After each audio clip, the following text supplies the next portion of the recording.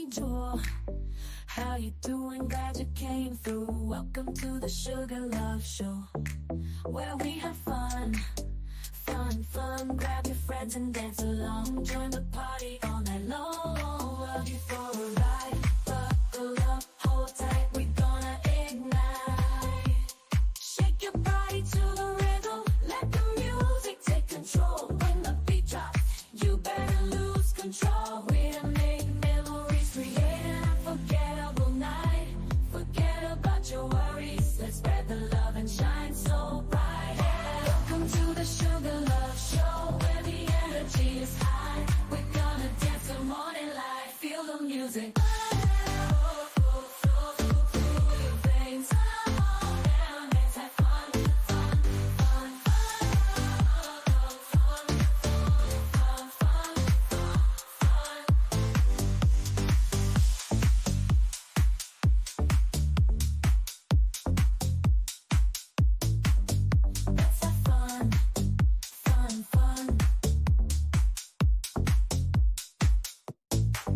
I wanna thank you all tonight for joining me under these lights. Could have been anywhere at all, but here you are answering the call.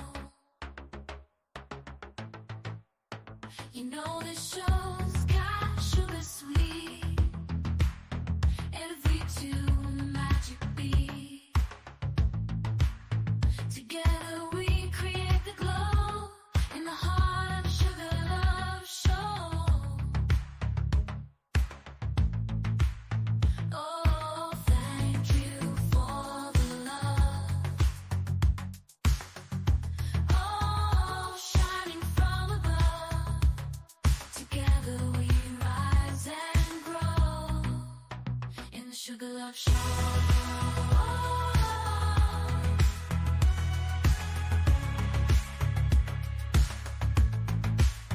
I wanna thank you all tonight for joining me under these lights.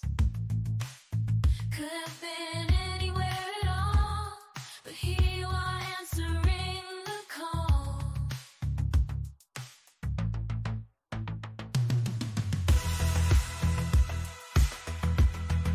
Answering the call.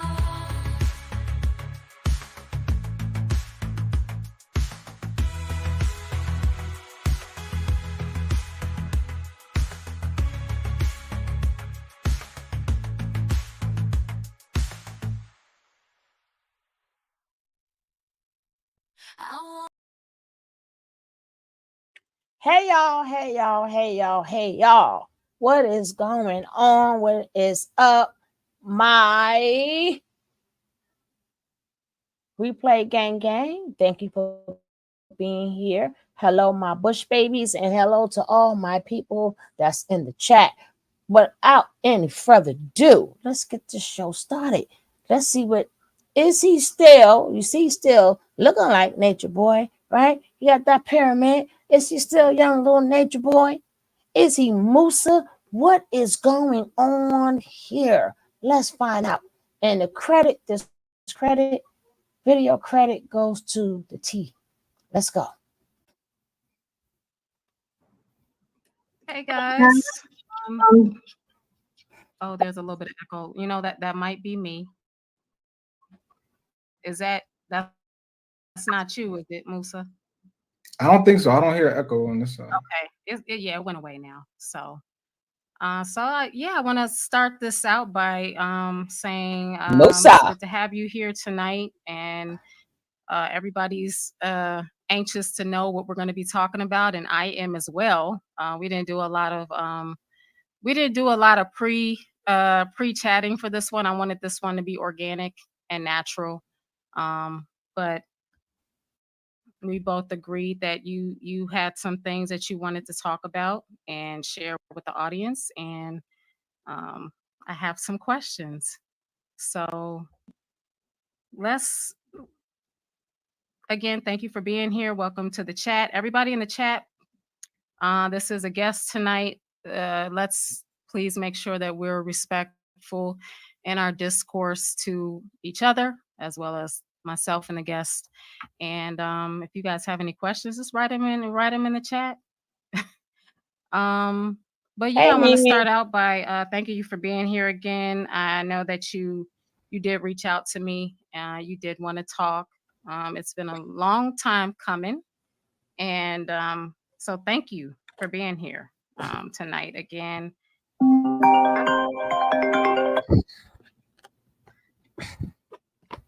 No, I can't hear. Yeah, I got a call. My bad. Okay. Oh, shoot. Are you good? Good to go?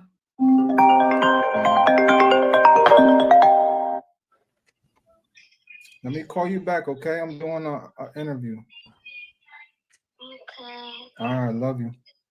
Thank you. Okay. Oh, is that one of his kids? Okay. Huh? Okay, cool. That one of his children? So let's talk about um your your your uh your artwork on your face. Can you can you explain that tonight before we get started, just what the meaning is and what it represents? There's really no meaning to this.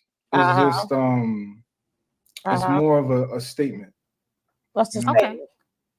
I got you. What is that? All right, well, Musa, let's start. And are you okay with any questions that you don't feel like answering? Feel free to, we can skip it. But I kind of want to just kind of be as comprehensive as possible, just for the audience and people that might not know a lot about you, but know that you were formerly a part of Carbonation. Mm-hmm. Can you tell us a little bit about your life before joining Carbonation, what you were going through at the time, and what made you kind of receptive to Nature Boy's message? Well, my life prior to carbonation wasn't life; it was death.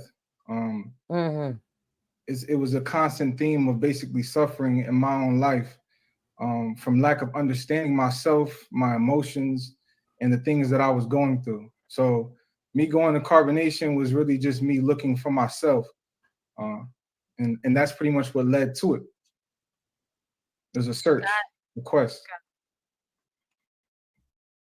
And before that, you were in college. I think you were in college to be an engineer, if I recall correctly.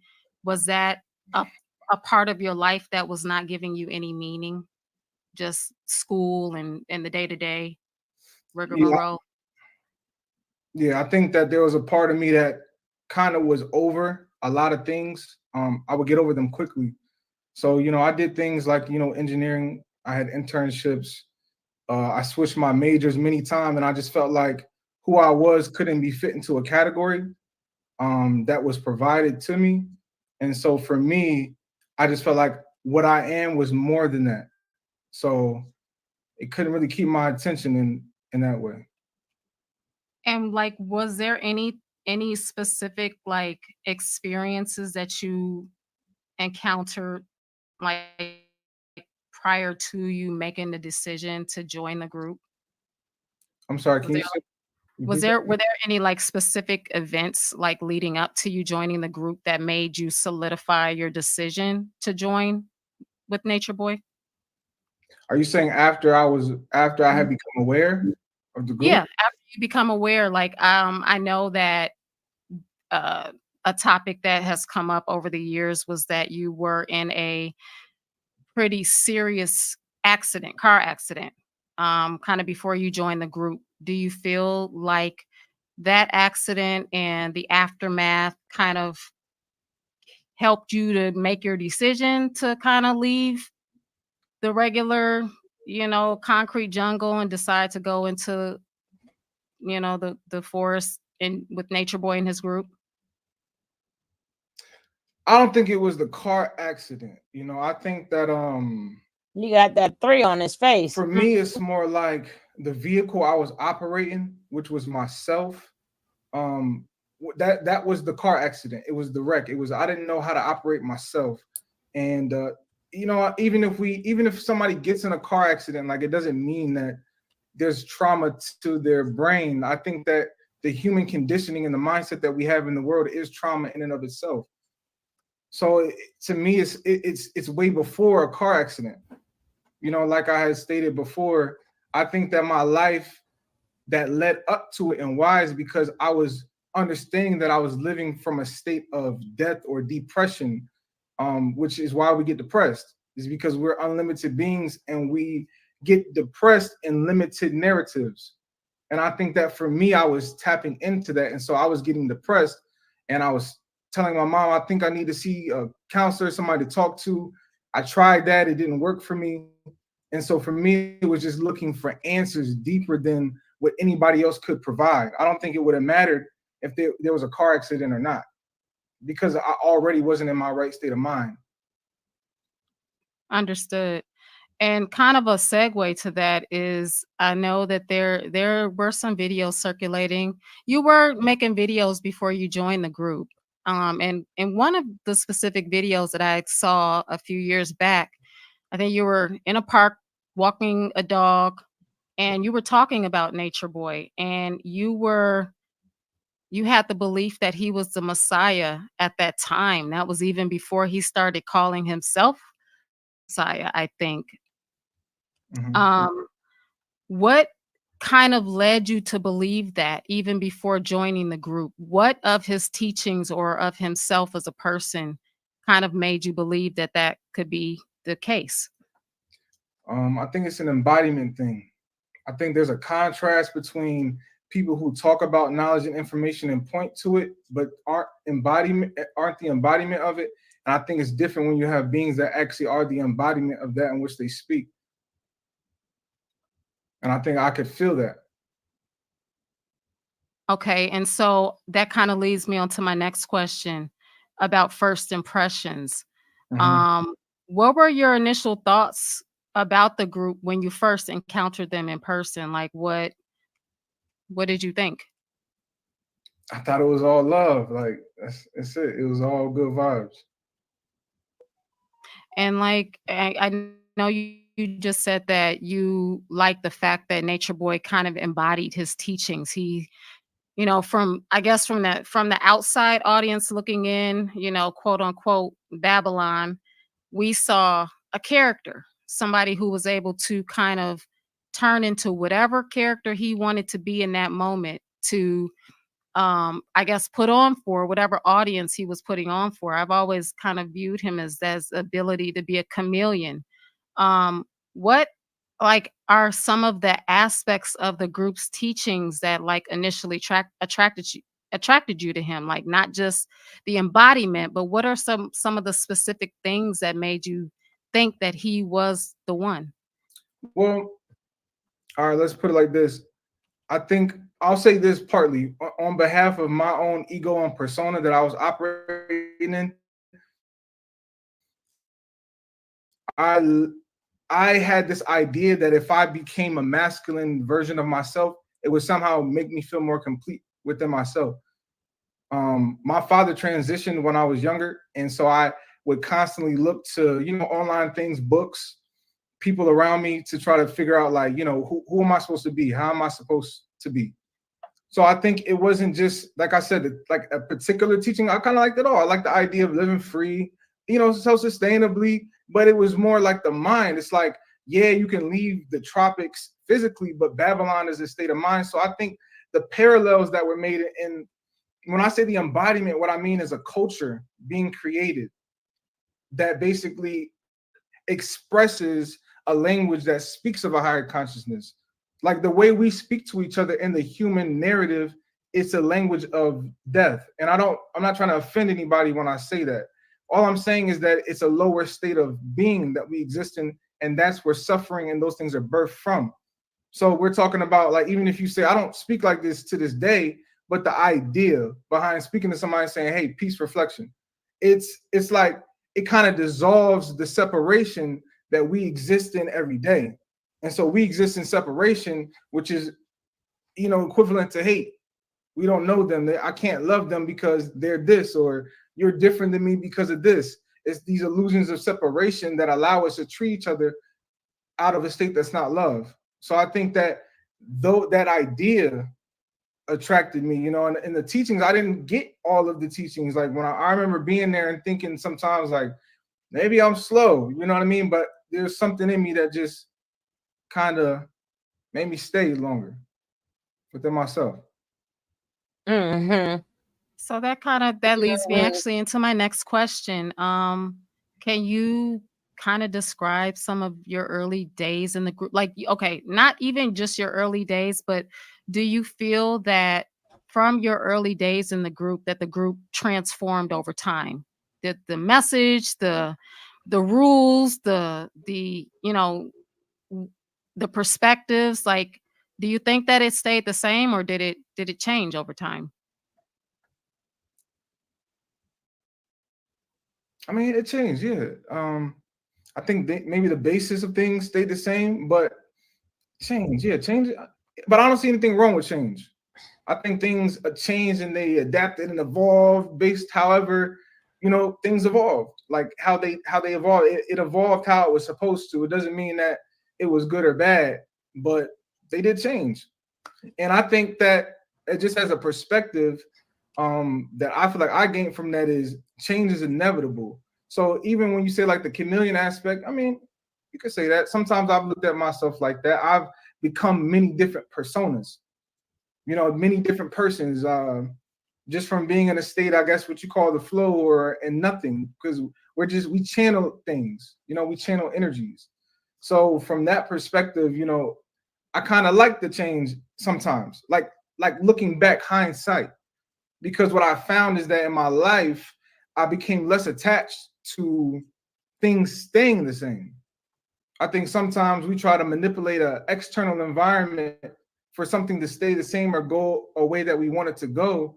And so by holding on and not releasing, we cause our own self stress and suffering. But over time, just me looking back, I'm like, I'm the type of person where for me getting out of that, it's like, okay, I can rock with that in life because to me change is inevitable. It's not a bad thing to me. But yeah. It really is inevitable, and that's why I kinda asked you that question because you you you talked about how Nature Boy embodied his message early on, and that was one of the things that attracted you, and I think that's the main thing that attracted all of the members of Carbonation, Melanation, and the Etherians over the years, but if you're embodying, your values and your perspectives and they change over time, do you feel that carbonation changed for the better? Or do you feel that it changed for the worse? Or what are your thoughts on that? Um, I think it's for the better. Like there is no worse. And if it seems like it's getting worse, it's only for it to get better. Because the getting worse is only a like an indicator, like a car indicator light, like your engine's light, like it's only coming up so that you can become aware of what needs to be changed. So to me, the fact that it became worse is like the best opportunity for anybody who wants to look at themselves and change that's a part of it, whether you're watching or you were in it. It's an opportunity.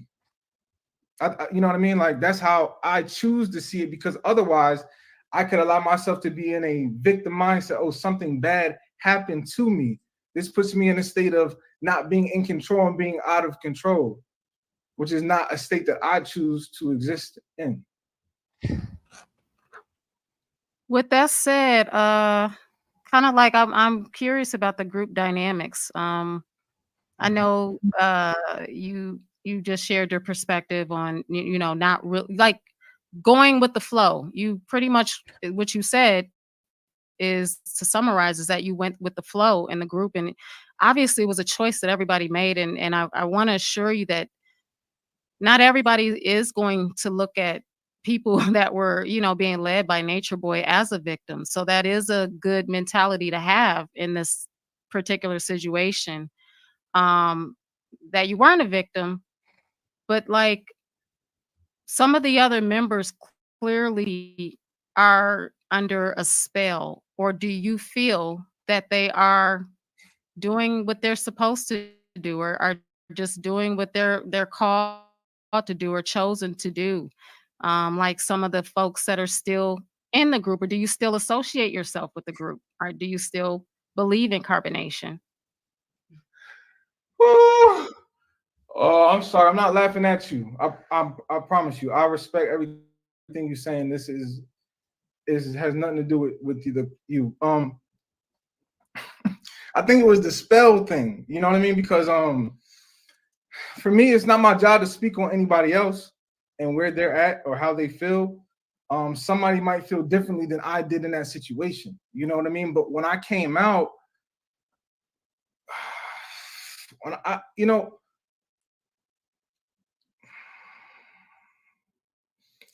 don't know. Yeah, I don't know what other people go through or what they experience. But for me, when I came out, for a period of time, like I was shown my darkness. You know what I mean? Like I was shown my stuff more amplified. And I chose to use it as an opportunity instead of trying to like point and say it was somebody else. So it's like you only can have yourself in a spell. You know what I mean? So that's what I feel like I learned though from going within myself and looking at what I created. Like I created a person that is like it's going to be somebody else to lead me. Like I did that. So that's the only reason why if somebody's presented that's presenting that I believed in that belief system. But nobody could lead me like to me. Like he couldn't do the work for me. But in some twisted way of my mind, I thought that maybe he could, or I put him on. If I put him on a pedestal, that's the only reason I would be disappointed if he didn't meet that. What it showed me is how conditional of a being I actually am, and I it might not make sense to some people what I'm saying, and when I say that, and I can elaborate later. But so when it comes to a spell, that's kind of what I was laughing because I feel like I broke my own spell. And as long as I was under that spell, I was likely to subject myself to somebody else being my commander in chief. Like I'm my own commander in chief. But How I was embodying that. So I was going to be that. That's exactly what I was going to subject myself to. And that's what I needed for that time and period for my soul's growth. So it might be the same for other people. So I want to get to the nitty gritty. Because we can it's all spiritual. I understand that, but it's also physical too. And your day to day, were you able to control your day to day? I know, okay, technically, yes, we all make choices. We're all able to control the things that we want to, but do you think truly that you would have been able to control other people's actions in the group, or was it's that nature boy was actually controlling y'all's day to day? And this was a choice that you made, and I understand that we all have a choice. But in that group, were your day to day actions controlled? Was there a structure? Was there get up? Was there Right. eat No, so or noon, or or don't eat? It was right. it you being able to go off to the waterfall by yourself and do your thing and be at one with with nature whenever you wanted to, and then come back and everything's cool. Yeah. I get so I hear what you're saying. It's funny, I was just talking about this earlier. For me, that environment represented a very like Saturnian energy. So this message may not be for everybody. I know you say like it's physical, but it's all spiritual. There's no such thing as like it's spiritual and physical. I don't speak in separation in that way. So I'm gonna do the best that I can to articulate it how I see it. So when it comes to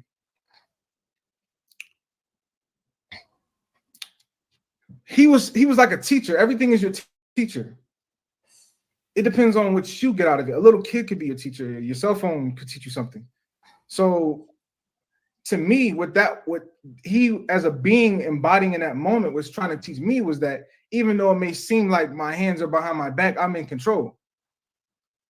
Now you might be like, bro, you sound crazy. That don't make no sense. Like he was just doing that to manipulate you so he could feel like this. And in some aspect, you might be right. But to me, as a creator, as a royal creator, as a divine being and reclaiming my throne, I choose to create and look at it from the perspective of what it was showing me, based on what, because I didn't get it then. Like he might have said it like, if you're a master, you can control your reality with your arms behind your back, because it's all mental. Everything is all mental. So this is a walk that I was walking to in my life that I wanted to understand. And so I might not have understood certain things in the environment, kind of like a wax on, wax off. But at the end of the day, it doesn't matter about his intentions, what he was doing or structuring. It's, to me, I always will look at myself in terms of being in control, because I could have at any day been like, I'm gonna leave. At any point in time, I could have made my mind up and been like, I don't want to do this. I'm in control of my day. You know what I mean? But if somebody else is in control, it's because I gave them the power to be in control of my day. So did you ever, while you were there for a few years, did you ever question his teachings or behavior to him directly? Were there ever moments where doubts crept in? Yeah, How did you reconcile those doubts? I didn't. I'm not going to sit here and say like everything was all like, I pushed a lot of stuff down that I, without even having full understanding within myself, you know, I pushed things down and just tried to look at things from a different perspective, give them the benefit of the doubt. But there was residues within me of, you know, those things building up and me not fully dissolving them or having a clarity. But so I've asked questions before, you know, and just kind of push it down. Didn't really think about it too much after that. That seems like a running theme in the group, honestly. I think that all of you kind of had the same tactic for survival in the outside. And the outsider looking in's perspective, that's kind of a survival tactic. It's you know, Mm. if I you're it's almost like you don't want to, you know, even acknowledge what's right in front of you. And Yep. I understand that. I guess from the perspective that you're saying it from, because to me, it's still kind of like a trauma response. You know, even when we choose to put ourselves in situations that probably aren't benefiting us spiritually, um, it's still gonna impact us. And what you So he described, in chose to my slap opinion, people. is kind of a trauma response. Yeah, like I told you, my full understanding of myself, because I don't want to speak on anybody else, is that up until, I mean, now more than ever, I was operating under a traumatized mind. I think the mindset that causes us to experience pain, like suffering, they're good things to experience, to learn, but that we're not from that.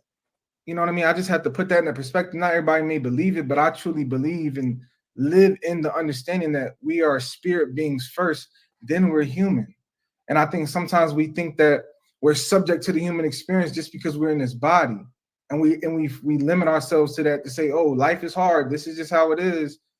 And we don't understand that the creative power that is God is always operating in us. You're always manifesting when you speak. You're always manifesting when you think. You're always praying. You're meditating all the time. You could be running, but you could be sitting down but running, because it's mental. So I just kind of chose to continue to operate in that. So when I chose to elevate and just kind of dissolve the human aspects of myself, I could look back with a different perspective and say, you know what? It seems as though my mind was traumatized all my upbringing. There's things before that in probably everybody's life. You know, whether they want to look at it or maybe they already have. For me, I hadn't. So things were just, this environment was nothing more than a place for me to,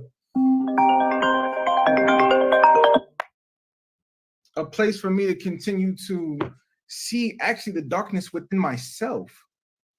As I got out of that environment and continued to experience myself, whether I tried to point the finger on this person or not, eventually I hit my own brick wall. Like, you can't point the finger at nobody else for anything. So it made no point at that point in my mind to look at what he did or why he did it, because that's a whole rabbit hole that is just not for me, not worth going down. I'll do way better off if I understand my own self. So yeah, trauma response, I agree. I think that there's a whole lot of that going on. True. So like Musa, what with all that you just said, what kind of led to your decision to leave carbonation, or are you are you still with carbonation? Honestly, what? Carbonation, carbonation is a frequency. It doesn't even matter. It was about what it represented. I don't even communicate with nobody in the group. It wasn't about that. Whether he lived up to it and was it or not. If you really want to be real and you really want to look at the truth, even if you look at what it could have stood for or what it could have been, like, are we going to embody it or not? It exists. What exists is us coming into the fact that we are gods and that we can change the narrative that we wrote. So if you want to call it that, you could call it that. But that's the whole reason that's really the main reason I put the 3 on my face. It's to say, like, bro, really, it's all love. And at this point in time, it's like there was nothing to me done wrong. And I know a lot of people may be very sensitive to that because of the frequency in which they operate. You're going to be sensitive to what you are. So if you feel hurt by something that happened, if something irritated you that happened, something you did not agree with strongly that happened, it's likely to irritate you or bother you. But that's just the opportunity for something to come up within yourself that you can look at, because truly you're an unconditional loving being, uninfluenced energy. That's who you are in essence. That's where your peace is. That eternal peace that we try to run for, and we want love. So we run the things in our environment to try and give us love. And I'm speaking from a space of experience with myself. So that group, that's my family. The whole world is my family. Because past race or any of that thing, we all come from the same source. So if they're wrong and whatnot and repping, like, I'm not gonna just like, yo, it's a 3 on my face. What's next? It's a number. And it's associated with this person that I have love for, and so I'm gonna wear it. So do you feel that there's room for you to take accountability for being and calling yourself a master teacher for years and teaching young, old, everybody in between, all, throughout the years, you guys preached a message and you called yourself a master teacher. And the message doesn't have seemed to really have resonated with the group's leader. You were a integral part of that group. Yeah. Do you take accountability for kind of putting out some of the teachings over the years that kind of kept changing over time? And and I'm talking every single year, every 6 months, there was no consistency. There was no continuity except for what was being shown to the audience, which seemed to be a lot of abuse. Unfortunately, we see it differently Okay. than you guys saw on the inside. No. Let me say this. The being that I was in the group is not the being that I am. There was a lot of things that were done that were outside of love. Okay. I want that to be known. There was things that I did in a different mindset that were outside of love. I'm not coming on here to speak as a holier than thou, bro. But I went places within myself afterwards that nobody could take from me. And there's only people who have went that far in themselves could even feel and truly understand what I'm saying. Even if they haven't, you got to be real with yourself to really feel where I'm coming from. I had to go to places within myself where I didn't go to the parties. I didn't try to run to do this. I didn't try to run for the money and do this. stay the narrow path within myself and follow my heart. So certain things within the world or reality or the universe have opened up to me, and people will laugh at me because I'm making movements, but they don't even understand what's happening. So I just want to let that be known because there's something otherworldly happening right now. But I understand those that do not understand, and it's okay. There's nothing wrong. But there was a lot of things done not that were outside of love. I will say that. All I'm saying is that when we look at the situation, I'm not going to look at it from a state of abuse, because as I look at myself, like, dang, I've done similar things. There's Well, people. that kind of leads me into my next point, which is why I talked about accountability, because it's not all on Nature Boy, Absolutely. Eligio Bishop.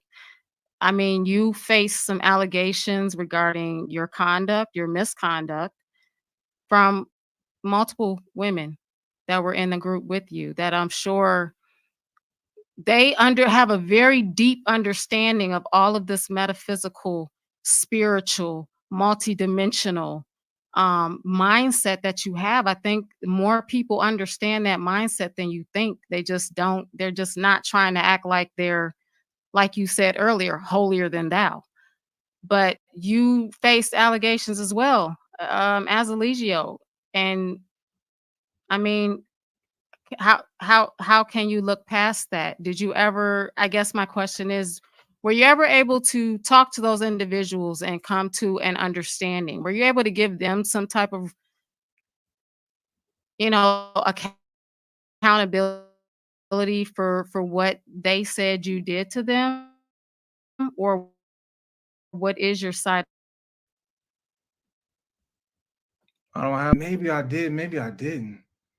You know what I mean? Like some. Maybe I don't. I don't know. Like I don't know. I don't even really. Like we had to go into the allegations and who we talking about. As far as I'm concerned, like made a video. I don't care to speak on it. I don't. It is what it is. For me, like if somebody say like karma, like allegations, like let's talk about the physical reality. And let's say like, hey man, you were facing allegations. Most people will go into some type of fear because of the narrative. You got these police officers, they're obviously there for a reason. They got these badges, they take on this persona. So we exist in this system. So it's like I'm facing allegations. But to me, if like for somebody that gets locked up or put into prison, to me, that's an opportunity. There's something that they need to face. They weren't able to dissolve or detox a part of their mind themselves. So their own program is taking them into that situation to learn something. For me, the person that I was that did those things, I changed. That to me, that's the accountability. I could get online and say, yeah, I did X, Y, and Z and go right back and do the same things. I'm not saying that it shouldn't correlate with us saying it online. I'm saying that the true way to say it or the true way to take accountability is to actually change, is to actually be a different person. And for a while, I was still low-key some of the same person in there. So it's taken me a while to look at myself and say, bro, I was actually speaking this knowledge, thinking I was this person, but I wasn't. I was a hypocrite. I was the same as a Pharisee in the Bible. That's, to me, that's the biggest accountability that I could take for myself, regardless of what anybody else say. So so my thing is, and I see this often with especially ex-members of Mm-hmm. Carbonation, some of them, not Mm-hmm. all. If you were so sure about what you felt was right and wrong when you first joined this group and even before you joined this group, what makes your mindset now, what makes you so sure with your mindset now that you're on the right path? Or do you just, is it just all whatever to you? You're just really going with the flow throughout life, and whatever happens happens? Because to me, if you're just flowing, then that's one thing. If you are willing to take accountability and whatever comes with that, that's a totally different thing altogether. Well, I told you how I see accountability. I operate in the spiritual. I do not operate in this physical reality the same way as people do. So you ask me, how do I feel? To me, and somebody in here, it might be maybe one, two, and it's not an insult to nobody. I could just see the comments. Like I see the frequencies. If somebody watching that I understand, or maybe they care to hear, because this is part of what I wanted to come on here and say to people, regardless of what people think of me, because what you see in me is only what you see in yourself, and that is not a cliche. That is not a cliche. If you think I'm ugly, that's because in somewhere in you exists an ugly frequency. You feel me? Like we're love in essence. So it don't matter what you could possibly say about me. When you turn off the camera, you have to go on yourself. You can say, that sounds like what Nature Boy said. Who cares? Anybody who's really doing the work within themselves could say, yo, that's true. Wherever you go, there you are. It's not about the knowledge in that sense. It's about, are you embodying it, and how does that reflect in your life? And if you don't care to, then that's fine. But for me, I've experienced opening up of energies where I feel heaven in my body. And I went crazy asking myself, like, hold on, I've done things that people said was bad. God, I shouldn't be feeling this. Right? I'm talking to myself like, I shouldn't be feeling this good right now. This is a feeling that's coming outside of this world. I've talked to extraterrestrial beings, like, and felt love from a whole different universe or galaxy. Without shrooms or ayahuasca. Yeah, So that's why I said, yo, people can say whatever, bro. You damn like, skippy. It's okay. It's all love. I love you guys, bro, for real. From a whole nother place of just going within myself. But the things that I've been introduced to, bro, like, bro, the love that we are, yo, I can't even trip off anybody saying nothing, bro, because I know you're not that in essence. If you're expressing anything outside of full love right now, I know you're just not operating out of your true self. And it's okay. Like, I love you. Oh my God. You. Oh Lord, have mercy. So you ask me, how am I doing? Like, I check in with God, with self-integrity. Oh. I can't speak on nobody. I had to be integral. Ooh. I could not run from myself. My dreams, my direct reality would reflect me to me. I just chose to actually start looking at it. And people might say it looks chaotic or look crazy. But behind the scenes, bro, I'm good. I promise you, we turn off this camera, like, I'm good. And I only want other people to know that they can experience that as well, regardless of where they came from, regardless of what they did in the past, because you're not limited to anyone. No, sir. And the only reason we're reciprocating the same things is because we have yesterday's mind. We haven't alchemized our mind into a new day. So it's still yesterday for a lot of people. It's still last year for a lot of people. It's still 5 years ago for a lot of people. And we don't know how to dissolve things within ourselves. We think we need somebody outside ourselves. We think we need money to fulfill it, a family to fulfill it. We have deep voids that we haven't looked at. But the people who have looked in that place is where you find the peace, because the pain is your GPS into yourself. So I can get on here and confidently speak on it because I can tell you what I did and why I did it. I looked at the conditional mind that I had. It could have been something as small as a roach. I've been in states of being where I don't want to do nothing but love the roach. And people are like, bro, you crazy, that's nasty. But it's like, bro, that's source energy. The roach is love, bro. It has a divine purpose, just like anything else. The slug, the flies are divine teachers. But we're so bogged down by time, by work, by bills, that we're not able to tap into our own self. We're sensitive to dense light codes. But if you dissolve what you're not, you will open yourself up to everything that I'm talking about more. And you will experience it yourself. Do you feel like you have surpassed Nature Boy in your understanding of the world? I wouldn't say that because it's not about that, but it's certain things I wouldn't do. It's certain things, me personally, I wouldn't say. He served his role. You know what I mean? But if you're thinking about it, like, imagine it like a fun game or something like that, and there's like a boss in a game. Like, I feel like I'm past that. I'm past that. I dissolved that with love. I love him. That don't mean I gotta go say, hey, come be my chief and command me. Like, nah. I don't even think that was the purpose of that. We're supposed to command ourselves. We're supposed to be in alignment with our own self. It shouldn't even be nobody to tell us what to do or how to move. So it's like, I'm not that being that could fit in that no more. I actually shifted and became a different being. Like, I operate in a whole different state of mind. That's closer and closer to harmony with what I feel like is love. I'm Woo. not saying that I'm the most perfect, fully enlightened, woke up. No, I'm not saying that. And it's like I told you, I still got things that I still got some residues I'm dissolving, but I can see the contrast from where I came on a day-to-day basis for sure. In terms of him, like, it's not my job to really speak on that. It's not a contest or a race or anything like that. Like, the only enemy is me, you know?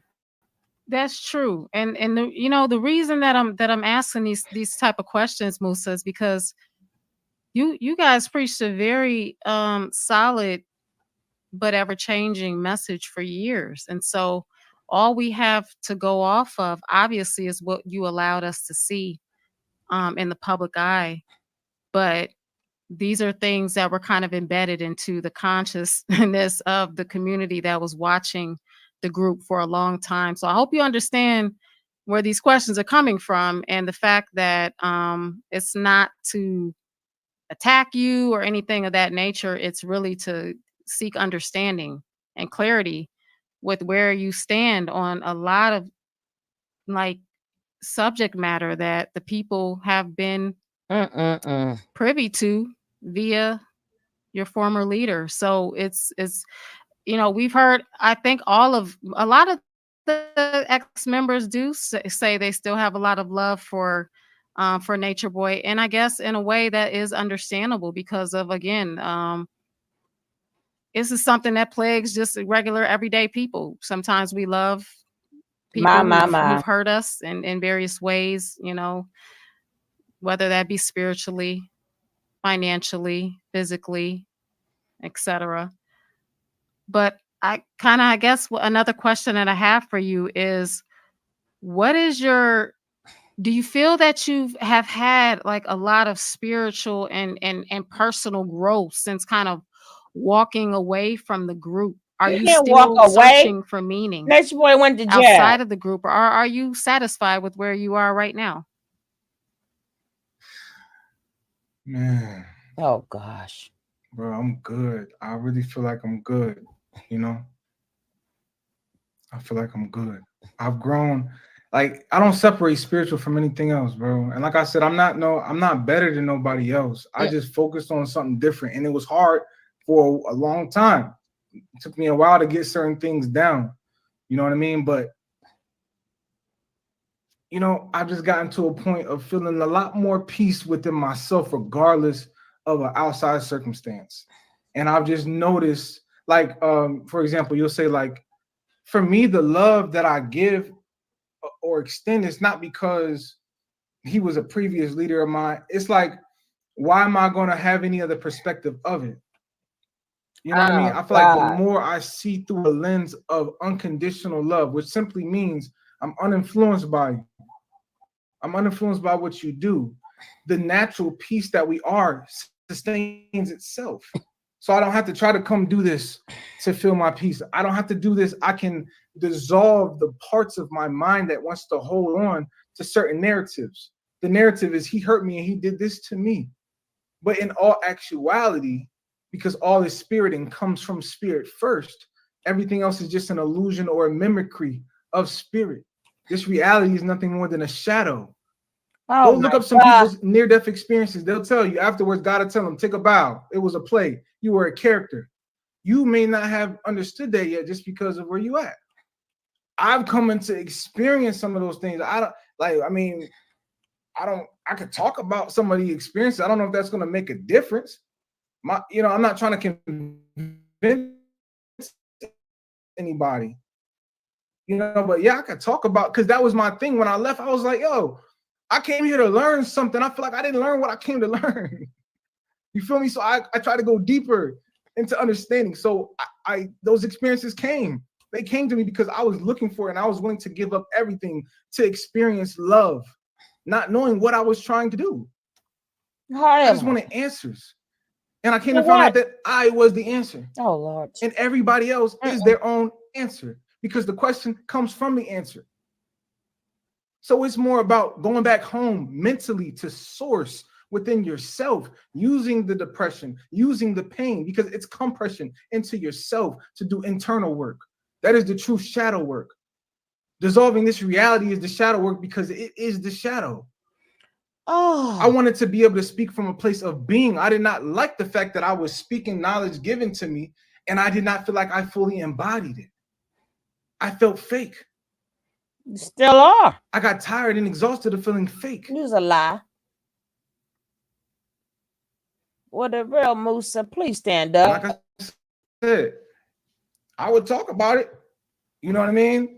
I could talk about things that happen. It's been a lot of stuff that's happened. No, what happened? You know what I mean? Like stuff that most people probably would have checked themselves into a home. Like, No, what happened? for real. When I tell What people, happened? like, yo, I don't know how you sat there and dealt with that. I don't know how you faced that. But what happened? Because I actually chose to become nothing in moments when things seem very scary. Oh, I allow myself to become nothing, which just so happened to be love. Just so happens that nothing, zero, is unconditional love. And it's the most powerful state of being you could ever exist in. It's actually everything. he Who said would have zero. known? That's true. But do you really feel that you had to go through someone reducing you to nothingness for you to feel that, or do you feel that that you could obviously absolutely obtain that in lots of different ways? Oh man, I'm so glad you asked that question. No, it doesn't take that. It didn't need to be that. But if somebody in that situation actually surrendered and gave it all up, they probably will wake up. Like, yo, I'm gonna be real with you. If they still there and they operating in a lower frequency like I was, you're not gonna really wake up. You know what I mean? Because it still might be things going on. Like, it's a surrender. Like, you don't understand. Like, it's a surrender. It's things you have to let go of. Like, whether you do it in this lifetime, like when just through your natural experience, or when you actually transition and you, what we say is die.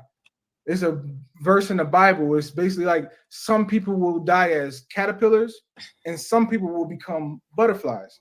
Not everybody in this reality will become a butterfly. It just means a caterpillar goes to a high place to crucify itself in a cocoon.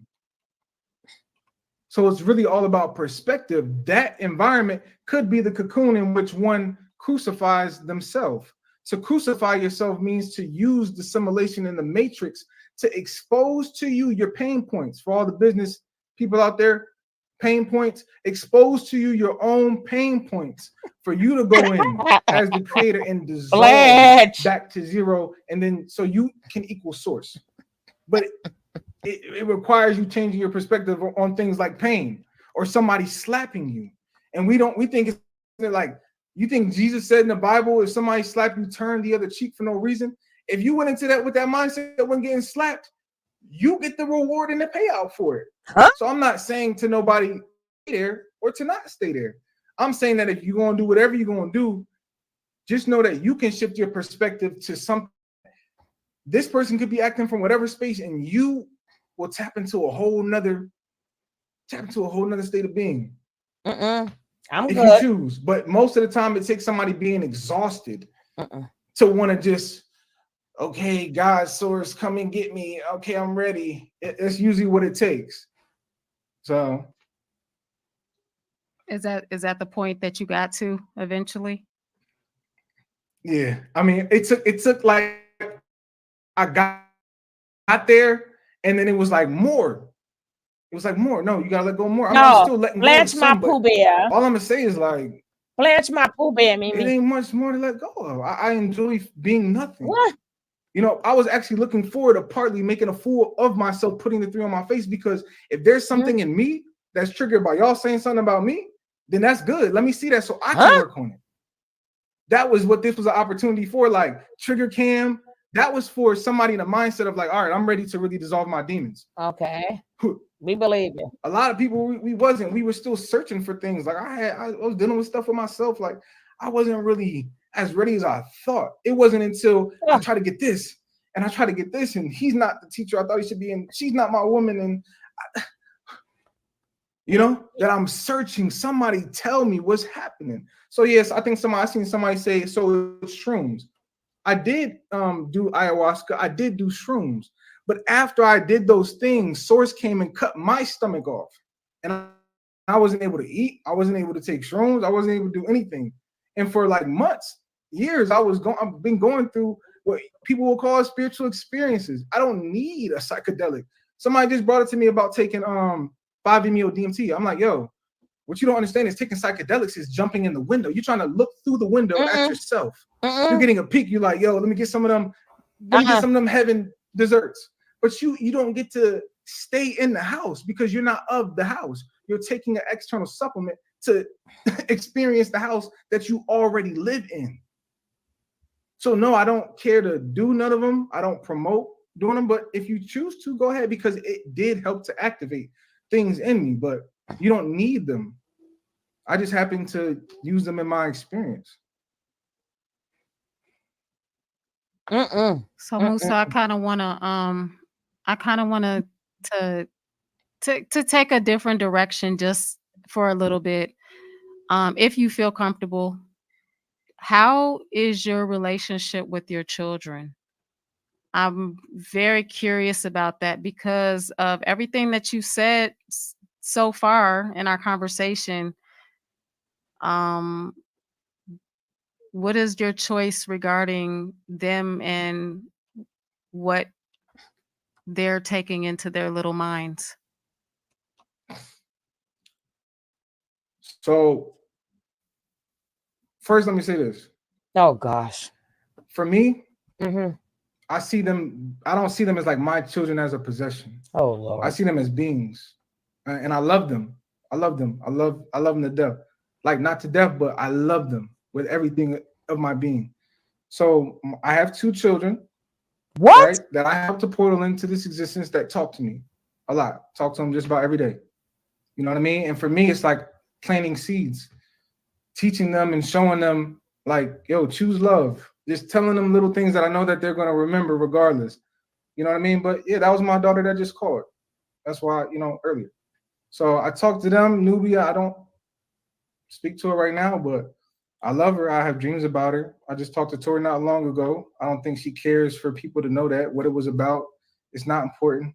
You know what I mean? But sign over your kid. For me, it's like I'm not in a space where I'm trying to say, oh, I don't have children. I don't. No, like I love them. And I know that they love me and they look up to me like, yo, you're my dad. So I'm not going to neglect that. You know what I mean? Like I want to treat that with care and with grace because it's part of a decision that I chose in this life, even if I choose to see it differently. So, I love them. I talk to them just about every day. Do any of your former teachings kind of influence how you are with them and you just kind of spoke on how you view fatherhood versus how they view fatherhood. They see you as my dad, and you see them as, beings that you help portal into this world. Are you gonna always be able to hold that role for them and hold that space for them as someone that they look up to and that for guidance and for support and for everything throughout life? Yeah. Anytime I'm here, I'm going to be love to and for them. And whatever that comes with it may not look like how it looks for somebody else. Like to me, love isn't what you give or do for somebody. To me, it's about what I can show them through feeling and emotion. Something that they can look to, that they can remember and feel, even if I was not there for whatever reason. But it's not like I'm trying to choose to not be there. And it's like, they eat that? It's like my perspective and how I see it is like, I can't really fit it too much into some of the questions. Like to me, they're supported. They've always been supported. They're not even victims if I wasn't there.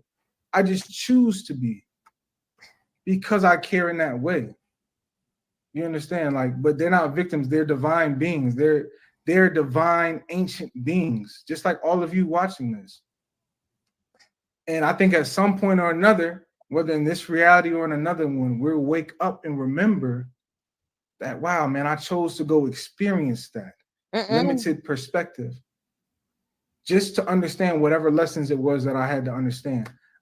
Because of my own growth, that's the perspective that I now choose to see things from. And that's my constant.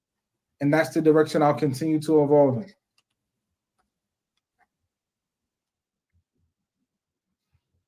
Does your family support that mindset, that choice, or how you choose to parent at this point in your life? And when I say your family, like your mother, I know that she loves you dearly. You might not know this, but I actually saw your mom in March. I could tell then how much unconditional love she had for you, because she did not have to be there. Yep, she And she went to was court. there in that courtroom. She wanted to see Mm-hmm. justice Yep. served, and she did. How's your relationship with her? It was for me, seeing her there showed me the depths of a mother's love for their child, no matter what. This saddens me. How's your relationship with her now?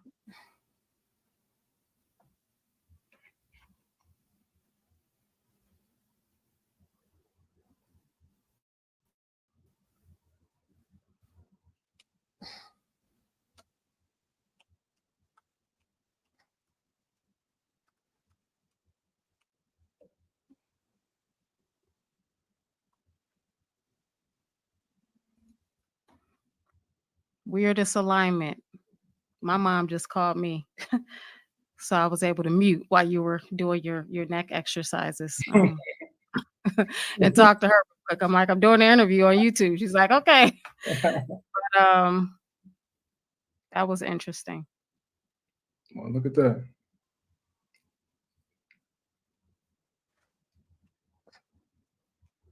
Is there? Man. Oh no, go ahead. Go ahead. No, I like looking at the comments. I think that it's just interesting. Sometimes people think they really know something and they might not. And so it's like people will say it's hurt, but it's not hurt. And I'll tell you guys what it is. It's not, I know she loves me. You get me? Like, I know that my mother loves me unconditionally, regardless of what I choose to do or be. You understand what I'm saying? Like, she might not wanna, you know what I mean? But she get around to it. She's like, I love you. And she'll be real with me and I'll be real with her. And that's our relationship. It's a relationship of growth. You know what I mean? Like, I'm trying to understand, like, people say it hurt. Like, what's the hurt? That alignment, though, that's what I'm saying. Like, y'all say it's hurt. Like, I'm just in another space. I felt like not speaking for a moment. Somebody say I'm hurt. What am I hurt about? Why do you see hurt when you look at me? I don't know. Talk about your mother But going to it's the like, court. even if I was to entertain that, like, honestly, like, I just text my mom, like, Mm-hmm. you know what I mean? Like, it's like, what is the hurt? Like, I done went and seen her, spent time with him. Like, even though I'm on the wave I'm on, like, it's a trip coming up. We're gonna spend some time. Like, I do see myself as somebody coming out of the world, but it's like it's a love there that's like it don't even matter what y'all say.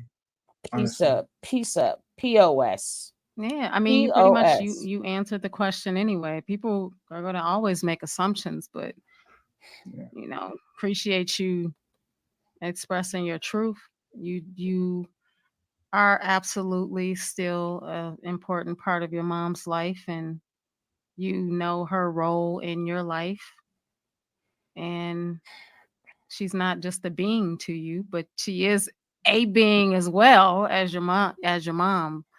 And so I think people kind of sometimes just got to lay it out for folks in layman's terms, Yeah, I feel that. so they don't have to make assumptions. But Yeah, that's good to know that you are a part of your children's lives, and that No, you're not. that is still something that is important to you, because one of the things that we saw over the years, watching the group, watching all of you within the group, including you, was a kind of what seemed to be a public disregard of your children, even though we didn't know what was happening behind the scenes. yeah. um Publicly we were being told one thing, and other things been happening. So I think people make assumptions based on a lot of just what we saw publicly, and I guess it is what it is. You feel like I made a disregard, like I told you. Just the group, like, the teaching was to, leave your kids at home with the with whoever in your family. Not, I'm not saying you specifically. I'm saying this was something that was a part of the carbonation creed, kind of. Yeah, like the denouncing of stuff. You heard Just it. like, You heard it, damn it. come, if you're gonna come, you can't really bring your children for whatever the I reasons told were. y'all. Do you feel, I mean, how was it over the years with you not really seeing them, or were you able to get away sometimes and to go see your kids while you were a part of the group?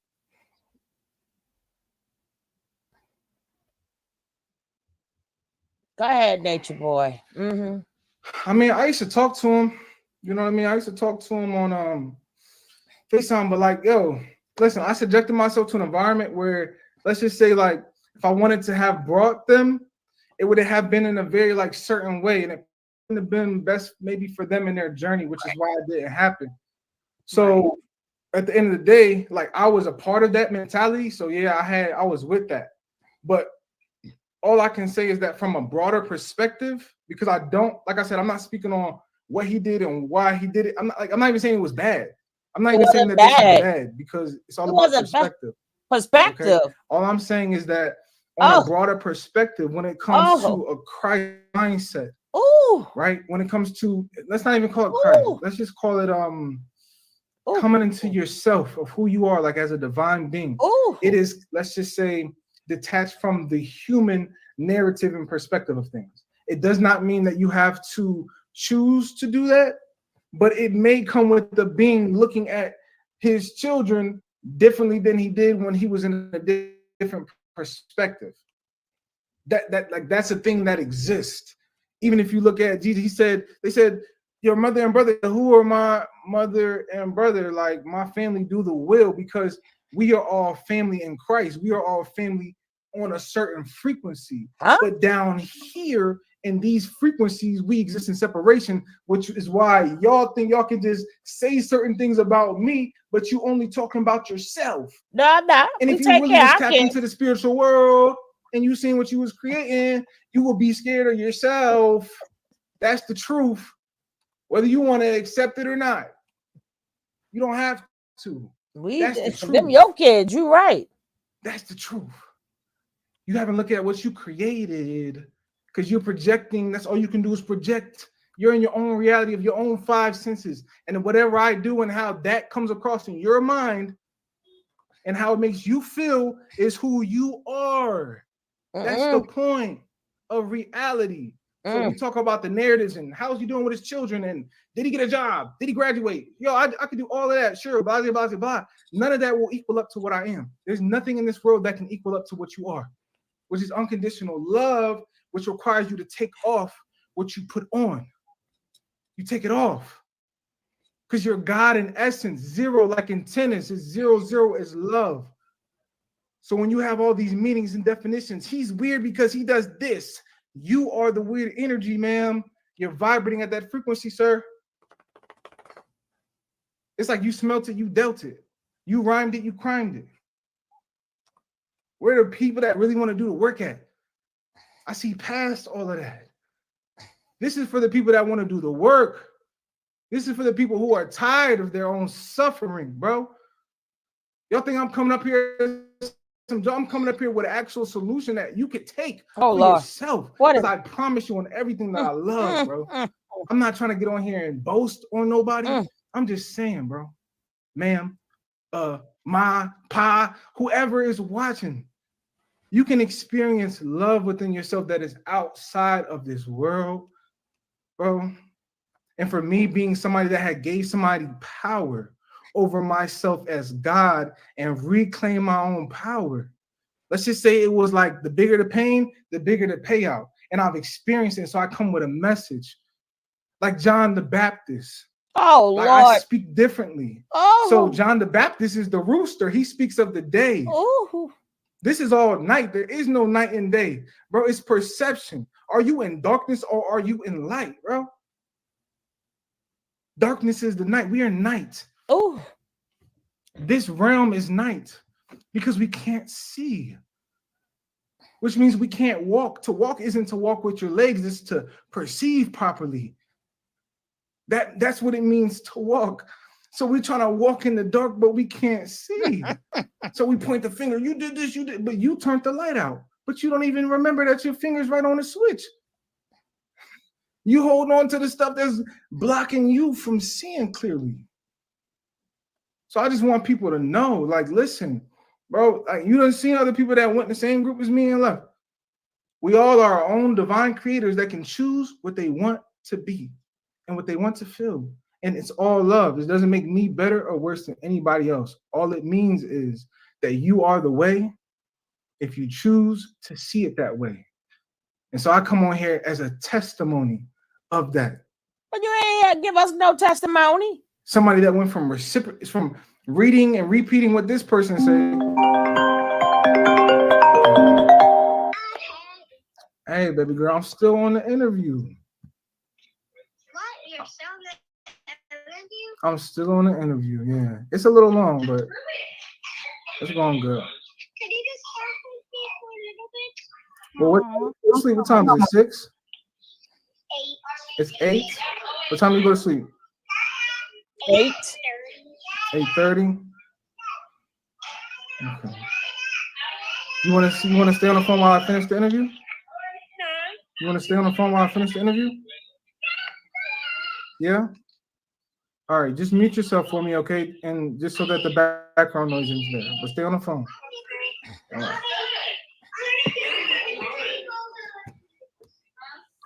She's got good timing. We were about to be wrapping this up anyway. So Okay. good timing. But oh man, I did want to ask you about some stuff, but we could break that out. That could be. Oh, you must have hung I up thought on you us. hung up by the phone No, ringing. I didn't hang up on her. She actually. All right, I got you right here, Mama. What's that? Okay. All right, you good. So, like right before we end this 5 minutes, do you believe in reality and spirituality interconnected, or are you just in a whole nother dimension right now where everything to you is spiritual? Because I feel that the whole point of us being in this physical realm is for us to have a physical experience. And I'm really interested to know, do you how did the two coexist to you, or one not exist to you and the other exist when you're still governed by natural law? And natural law is a part of the natural world, nature as a Mhm. whole. Yeah, so the natural law you speak of is nothing more than a biologic. It's just a certain way that we think that actually programs the body. You can actually put on a mindset that activates your celestial body. We're not limited to the human body or experience. Oh, We can actually gosh. use the human experience to leverage it into our spiritual understanding because it is spiritual. There is no such thing as the only reason we say it's not spiritual is the contrast. So imagine like beings that see from a different perspective, they look top down like, bro, y'all just jumped down, but y'all are from up here. You just forgot. And the people down are looking up like, bro, that's such a big contrast. Like we're physical and y'all have powers up there, but it's like y'all have these same powers. Like you are spiritual, and this world is a spiritual world. Like nothing really exists. Spirit just means energy. This is all. Everything is energy. Everything is. So we've split up the two, like with religion and science, but you put them together, it's spiritual. That's life. So for me, I operate all of the earthly narrative because it's doing something within me. Like your body is the technology. So, and then also I seen somebody said on here, I'm going to say this, and everything is spiritual. Just FYI, it doesn't matter if you go into the grocery store, that's spiritual. When you at that traffic light and the traffic light irritates you because you got to get somewhere and you decide to operate in time versus dissolving that and being in the now, that's spiritual. When somebody says you're ugly and you get offended and your heart start racing, that's spiritual. You're showing yourself that you're affected by a term that's truly neutral, but this person's calling you ugly. You believe in the term, so it affects you. You can't get away from spirituality. Everything is spiritual.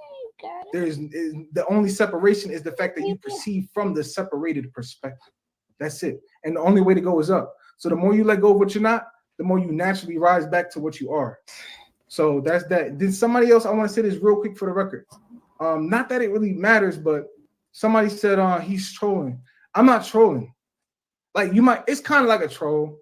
It's kind of like a troll, but it's not. Like when I do movements, I'm not actually doing the movements. So I who channel doing? the extraterrestrial being from a star galaxy called Sirius B, Oh, oh, and the being's name is God. oh, So I don't. oh no. You know, I've downloaded my own consciousness Oh, from a whole nother star system. So oh my gosh. it's, you know what I mean? It's like, how do you operate from it? I'm not from here. Like I've pulled Oh, in my own consciousness that's not from this place. oh, So I can feel it and know it. And it's my. not something that I'm trying to read about when somebody tell me about myself.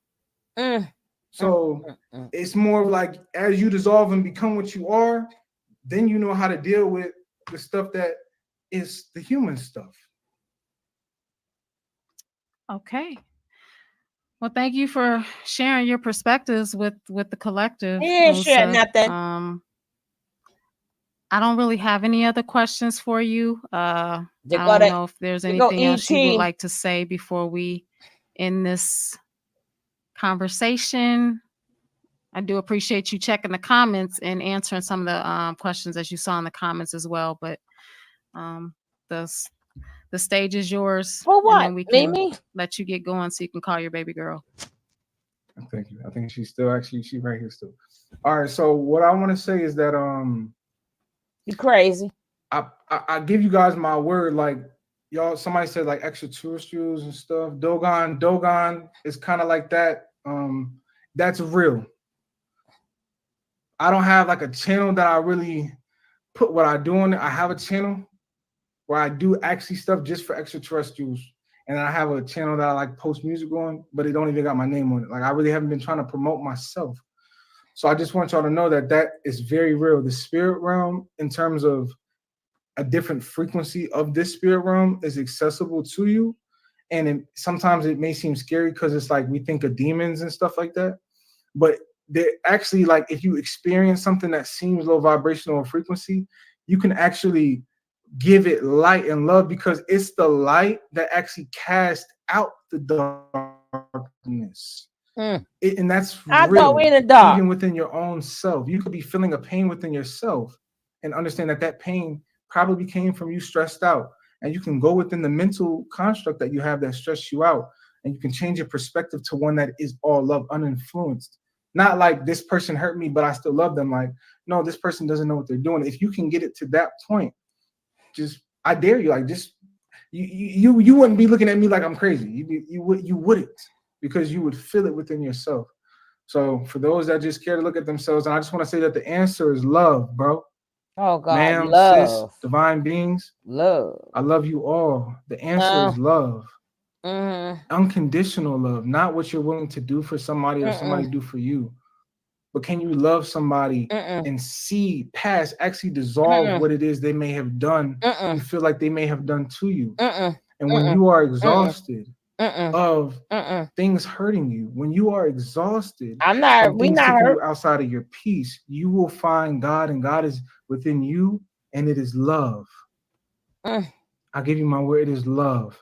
And it is a feeling that is out of this world. It's a peace that is out of this world. And we don't often reciprocate it here. We don't reciprocate it here. You sure That's don't. why I can't feel no type of way about any comments. You sure when people don't. are not in love. You obviously operating from darkness. What you did with I have more Hadu? compassion for you. You ain't do what you I do have with more Hadu. compassion for you because I know what comes with that. Why you call I that know girl what comes ugly? from operating in darkness, which is sleep. We think ignorance is bliss, but that type of ignorance isn't bliss. Why you say that girl eye all messed up?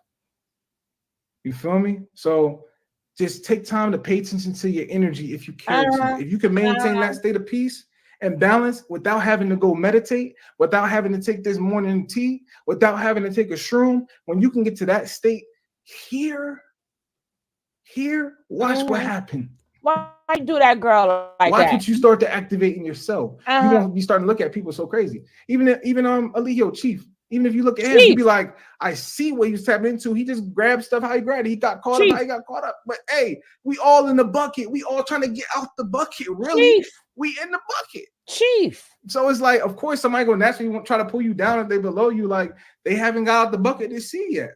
To be able to help somebody else, you got to pull the plank out your eye and then you What you pull it out sorry somebody else. at, Mimi? So What we are you just talking judging about? from perspectives that like half baked, not even holistic judgments. Like it's all love. Like they don't. Nobody could do anything in here or say anything in here to hurt me.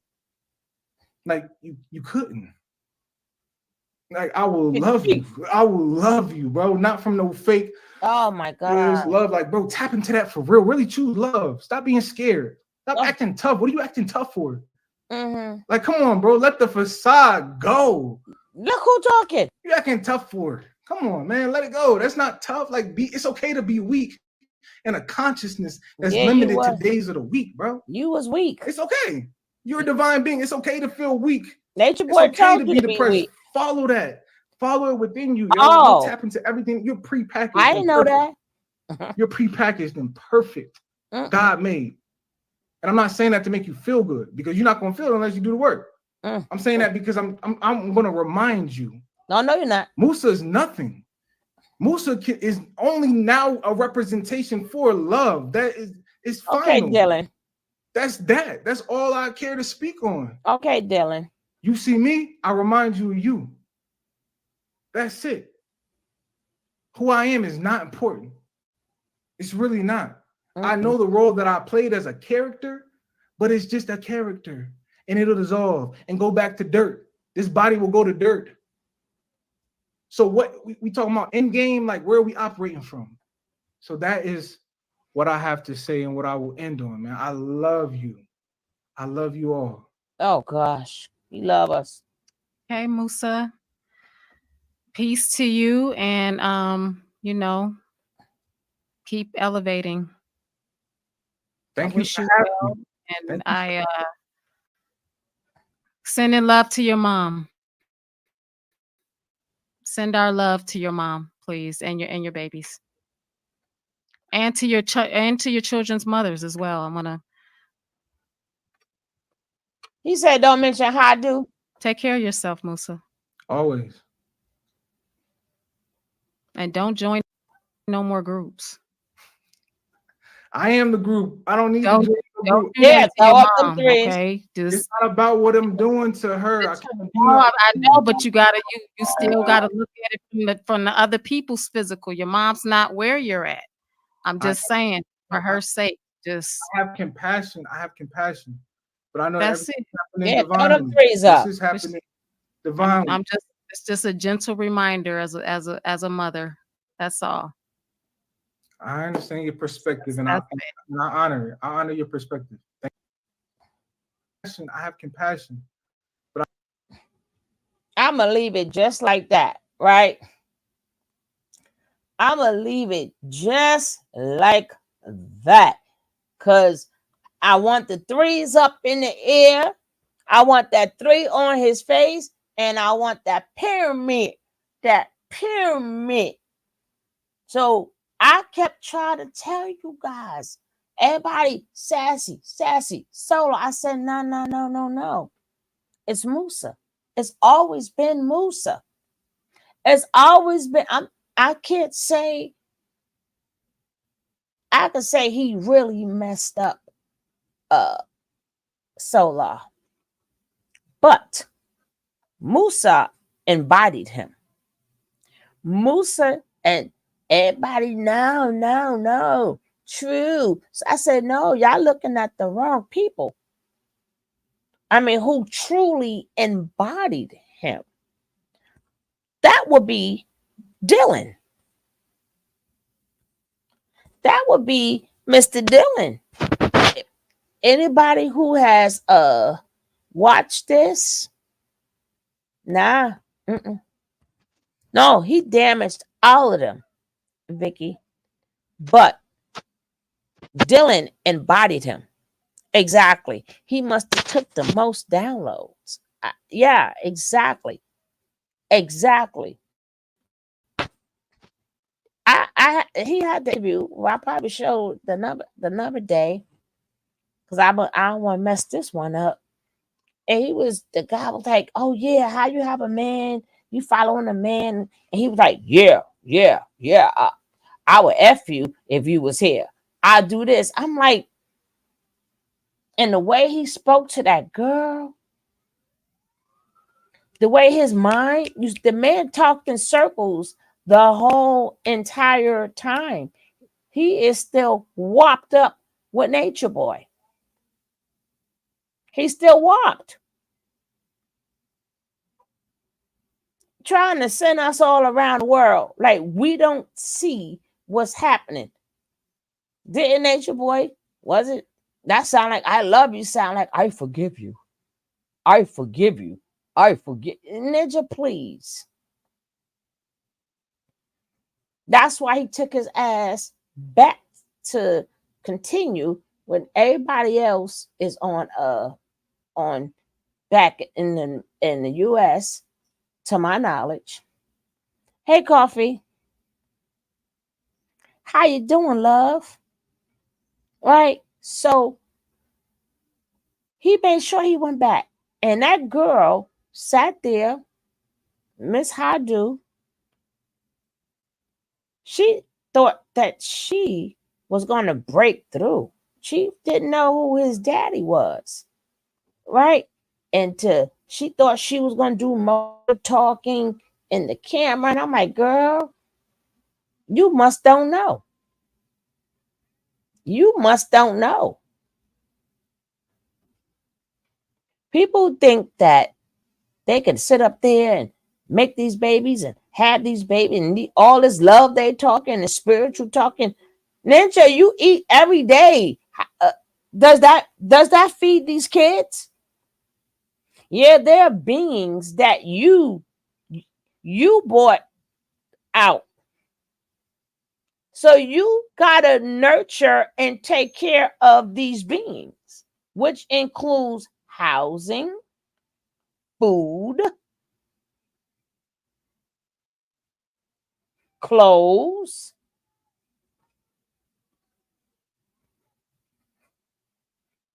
You can call it what you want to call it, but you are sorry, sir. You are a parent. You are a parent. And the fact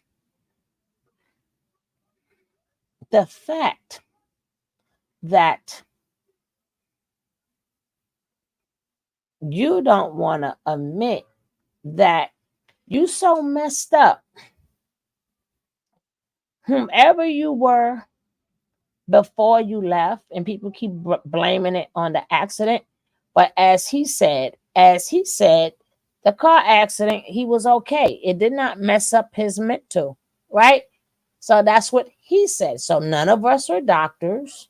So none of us cannot say it was from the car accident. We wasn't at the car accident. We didn't see his medical reports. We didn't see no brain damage or nothing. So we're gonna leave it as from what he said, right? We're gonna leave it with what he said, right? Everybody got every excuse why they don't want to be a parent. They're beings. No, you're a parent. You got to take care of these beings, these human beings you created until they're able to take care of themselves. Your kids need to call him for what? For what? Oh, I know, right? They get to speak because all I can offer you is my love. But as I was saying, the tearjerker here, the tearjerker here would be his mother. That lady went to court to face Nature Boy, because this is what Nature Boy did to her son. This what Nature Boy did to her son. And she knew when she got a chance, she was going to see that man in court. And that man was going to see her. And he went silent. He went silent because he That lady heart is broken. And hopefully he can switch on another personality when he talks to her. Hopefully he's able to switch on another personality when he talks to her. Because it's sad that these kids will take you out. They'll break, some of these kids break their parents' hearts so bad they take the parent out from a broken heart. And when he did that silent, he ain't give no F's. He ain't give no F's. Then he still said, Chief, like you did this to show us it means nothing. It meant nothing when y'all had it on the first time. So what was the purpose? I don't know how old all of them is. He only got, I know one is about maybe 4 or 5, and the other two is older than her. So it ain't like he got babies, right? So that's what I'm saying. Calling for what? But it's sad that he know. He know. Not saying that um you can't live your life or something the way you want to. But this is sad. She said, I seen your mother in the court. And he went silent and started rolling his head. He couldn't even say anything, because then he would have had to say something about his daddy, Nature Boy. Right? Why did your mother? Everything is perspective. Perspective ain't feeding nobody. Your love ain't feeding nobody. Your conversation, them kids is hungry. Them kids is hungry. People come up with 50 million excuses why they don't want to take care of their kids. And it's all out of the name of love. You can't love a child that you don't feed and you don't take care of and you don't make sure they okay. What type of love is that? I don't want that love.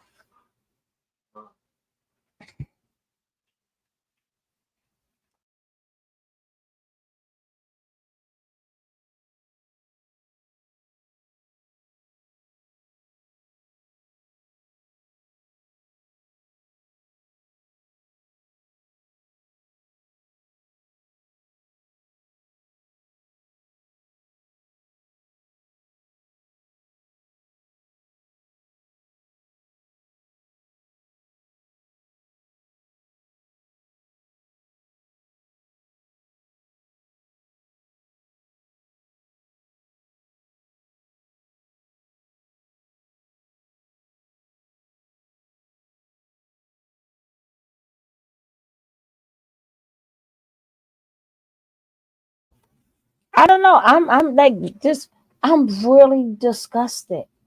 Right? Like you could do all of this, but see, people don't want to say, or them people don't want to say, kids are what you call a responsibility. They are what you call a responsibility.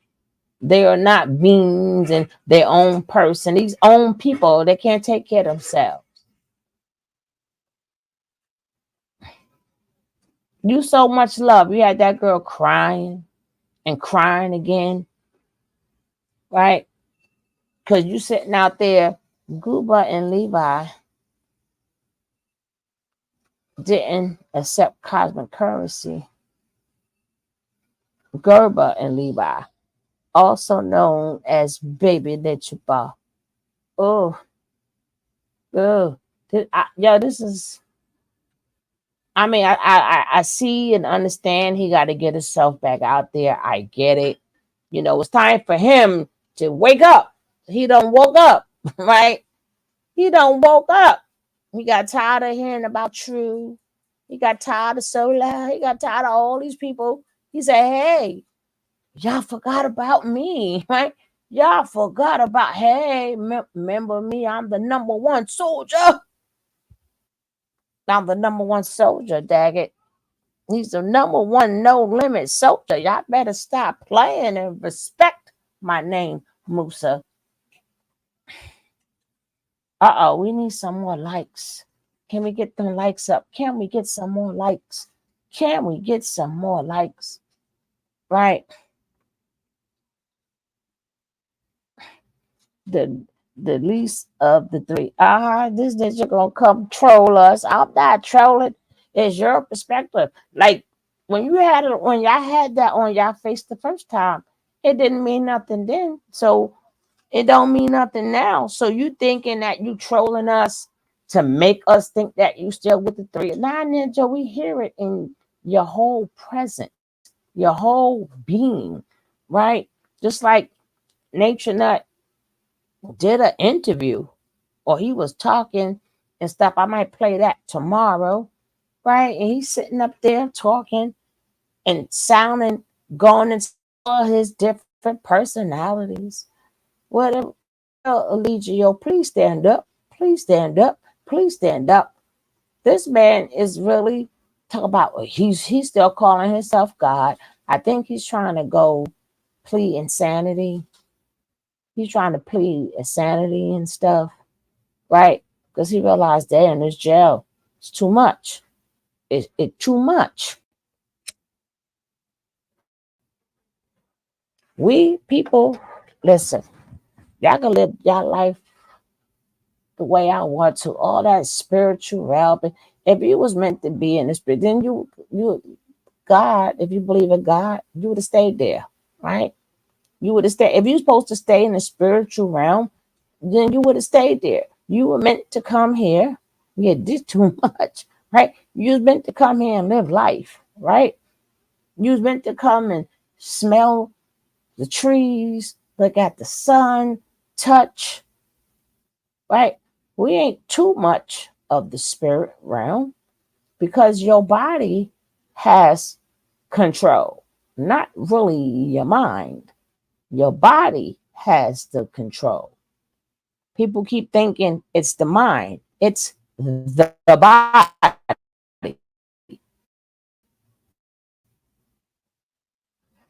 right? When you got to go to the bathroom, what you do with that? You got to go, right? When you hungry, you are hungry. Your mind ain't got nothing to do with that. Your heart pumping, your mind ain't got nothing to do with that, right?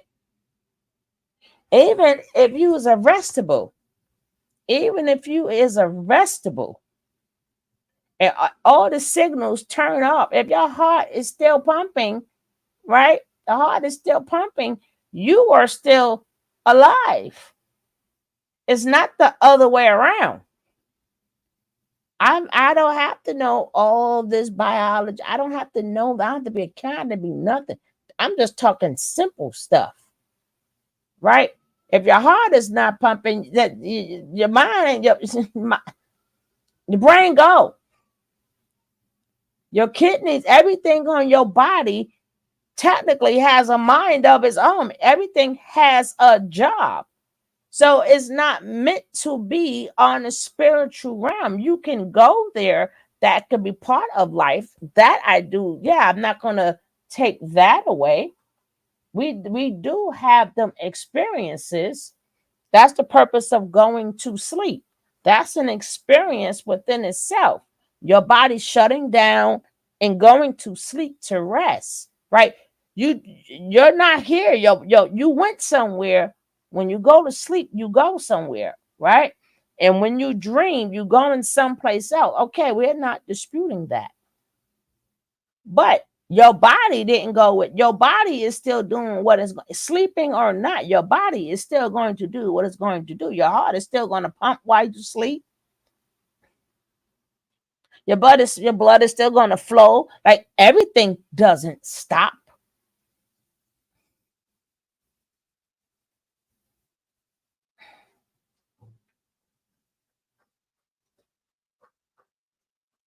Your body even tells yourself while you're sleeping to move. That's not the mind. That's the body. Like every so often, your body say turn around. Your body say stretch, right? You're in a deep sleep. Why do we turn in our sleep? Right? I don't have to get to the whole entire chemistry or biology. I don't have to get through the whole science section. This is not, I'm not talking a science. I'm just talking a simple class. Y'all can go far into the science if you want to, but the science still comes from the simple things. People had to study the simple things and make it a science. It's not, again, it's not the other way around. People wanted to know these simple things. They made it the science and they went researching what is simple. Like what make you turn around? That's simple, right? Somebody had to go dig into this, study it. But that's still not the mind. That's the body.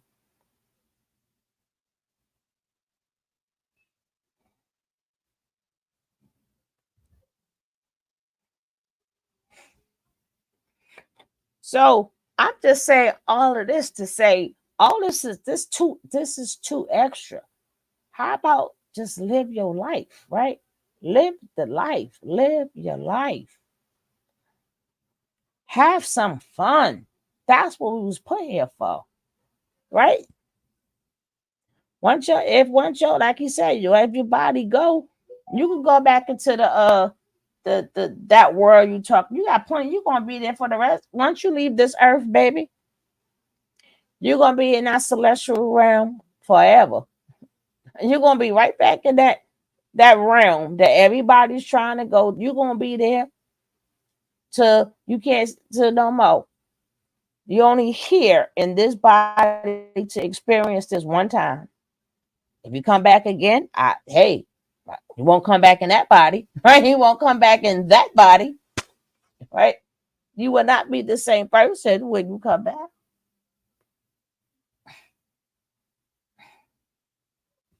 You're gonna have to deal with what you look like with this body. You're gonna have to learn yourself in your body. And it's not people like to love themselves. You can't be the lover of yourself. What are you doing for people? All you do is tear people down and make them cry and say these things coming back like a cockroach. A cockroach. You're a cockroach.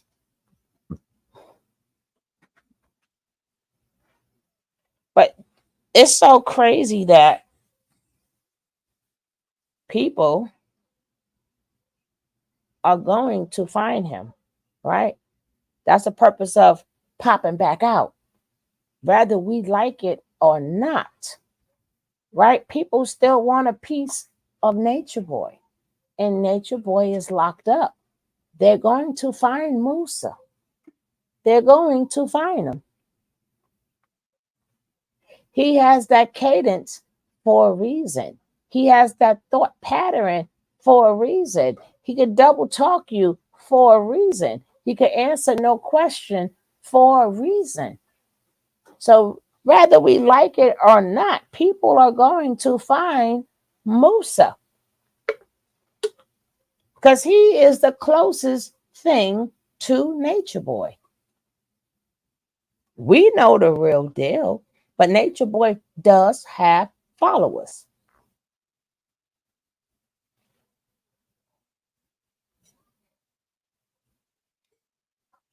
I don't, let me tell you, life is going to give you experiences anyway. Why do people go looking for it? I don't know, right? I needed to do this. No, you didn't. You ain't got it. You don't have to do nothing. Life itself is going to give you experiences. You ain't got to go run and join a cult. Life going to give it to you regardless. You're going to go through things regardless, right? You're going to have problems regardless. You're going to have to see what you made of regardless. You don't have to run to go get it. It's here. It's going to come to you. Wait till it come to you. Life gonna throw you so many curves. Life gonna throw you everything. You ain't got to go find nothing. You ain't got to go, and I don't have to leave here to go get slapped and beat up and to say, hey, that's a lesson. Life itself teach you a lesson. right? Life itself teach you a lesson.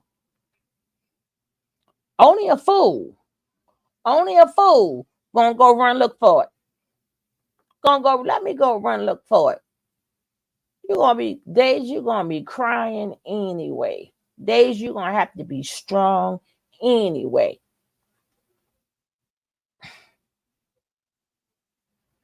These people want to sit up there and get these little coats and stuff.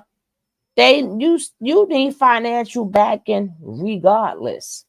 You could talk all this spirit shit all you want, baby. You need currency to live. The spirit alone, it ain't gonna feed you. You still gotta eat. You still need shelter. You still need the same thing everybody else need. You need the same thing everybody else need to live. I don't care if you is beyond smart or you beyond dumb. You still, we all need the same exact thing to live. We all need currency. We all need to make some, we got to eat, we got to sleep. I don't care if you want to live the simple life. I don't care if you live in a mansion. We all gotta do the same thing. I will not please people. Don't go running. Go running. That's a I forgot the verse for that. But even God said you a fool. He said, why would you like to leave before it's your time? Right? That's I forgot the verse. I get the verse for you later. Or somebody know the verse, put it up in here. They like to speak the Bible so much, even in the Bible. And I'm sorry if I'm not saying it verbatim. Everybody go, oh, your time is up. Everybody got their time. No. God said only a fool will leave here before it's time. Right? Sometimes you go before your time. Sometimes it wasn't your time. But you did foolish things. You did things you was not supposed to be doing. It ain't no you was supposed to. No, you ain't supposed to. If you when things happen naturally, that's when it's your time. If it doesn't happen naturally and you put yourself into something, you made it your time. But everybody like to blame God. No, he even has that is even a verse.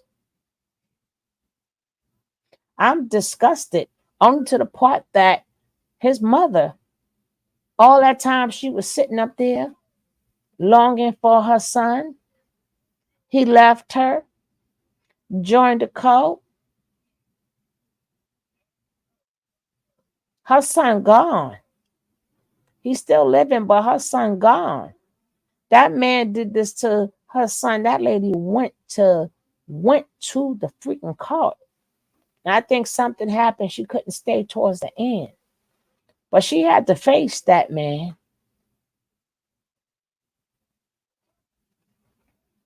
And you can't promote love if you don't have no feeling in your heart to what that woman was going through and went through. And you say you full of love. You want everybody to understand you. And you don't have no compassion for that woman. This is the world we living in now. These kids don't care nothing about their parents. That's the new world now. Y'all trying to take the parents out. Y'all want to break their hearts. Just take them out for your own selfish self. Especially when you got good parents. This how y'all treat them. That's a shame, Pooh Bear. I'm disgusted. I mean, I was never not disgusted. I was never not disgusted, but I'm even more disgusted. And how I do go taking her ass over there. They always like to tell us off, right? They always like to put us in our place, right? Every last one of them try to put us in our place and tell us. And why they on this new plane and spiritual stuff, the same shit done happen to you too. Exactly, Terry. And I'm sorry to hear that. I am sorry to hear that. I am sorry. And you know what? A lot of them people, they gonna sit up there and unconditional love. You ain't give your mother unconditional love. You gave her, all of y'all gave your parents conditional love. They got to accept whatever the F you're doing. But they got to love you unconditionally. But damn if you love them unconditionally. She raised you by herself. Your father ascended. Fucking shame. Damn shame. How could this man do this after all of them? All of them. All of them. All of them. Just about. Just about. Nature Boy ruined them people. They are ruined. And then none of them went to get any type of cult therapy. They thought they could do this themselves. But they was indoctrinated by Lucifer himself.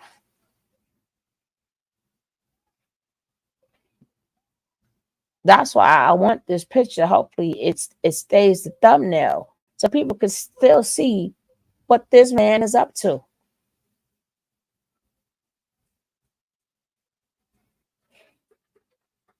And you calling it an experience. Shit, you you go get some experiences. Shoot.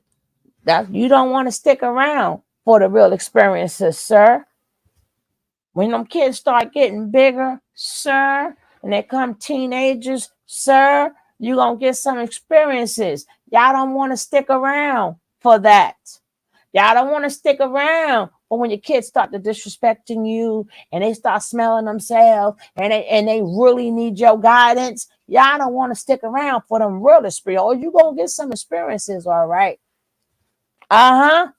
Or they don't even care. Yo, they don't even care. When your mama got some experiences with you, y'all don't want them experiences with y'all kids. Y'all don't want it. Y'all don't want it. Y'all ninjas ran from it. Y'all looking for this high fixing your life, but you ain't putting nothing in these kids' life, and you ain't gonna be around when if they life become effed up. If they life become effed up, you ain't even gonna be around because you still trying to find you. You have these kids, you should have found yourself already.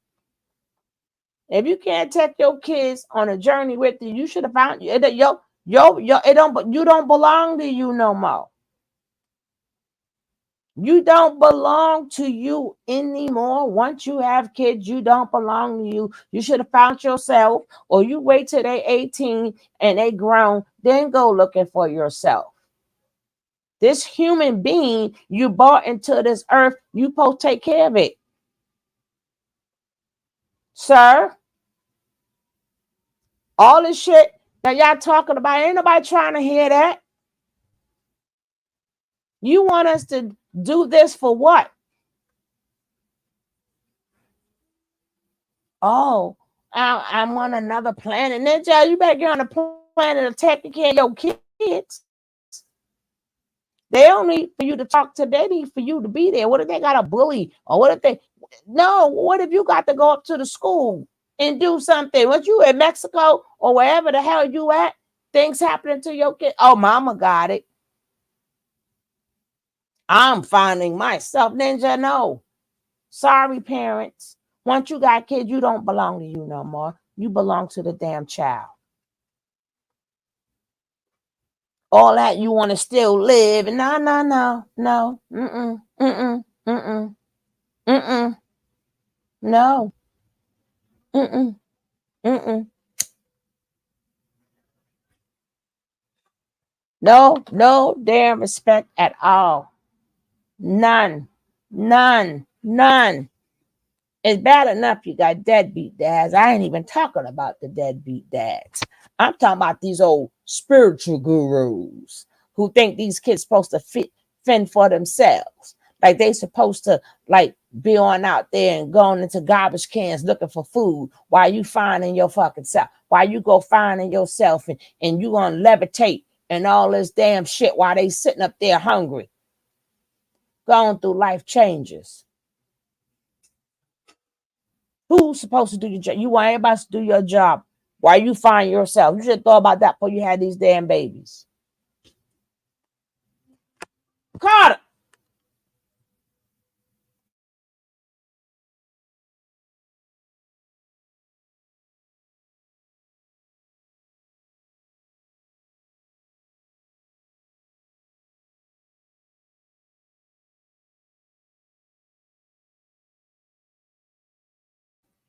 Anywho, you know Carter always got to do something before.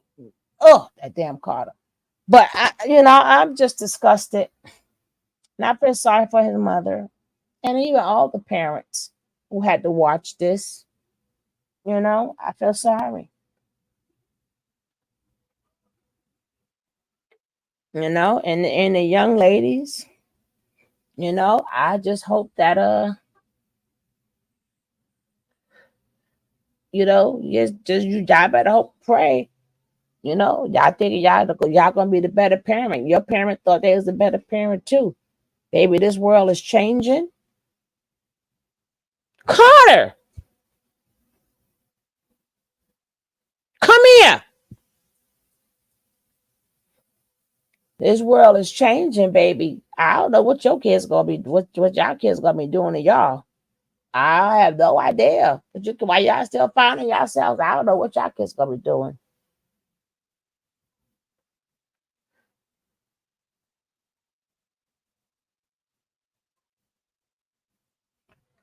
Blanche, exactly, Pooh Bear. Mm-hmm. And it's good to see you too, my Blanchy Pooh.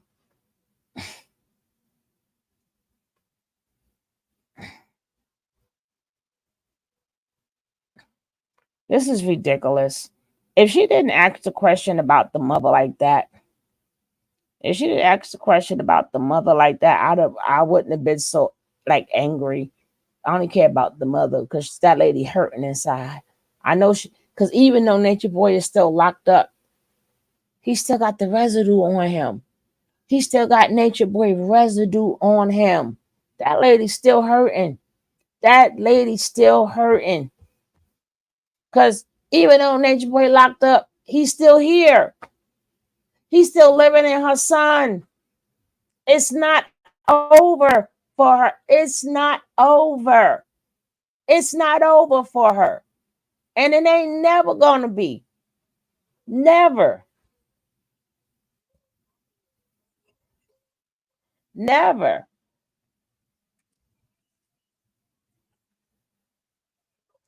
Anywho, I'm going to take us out of here. Uh-huh.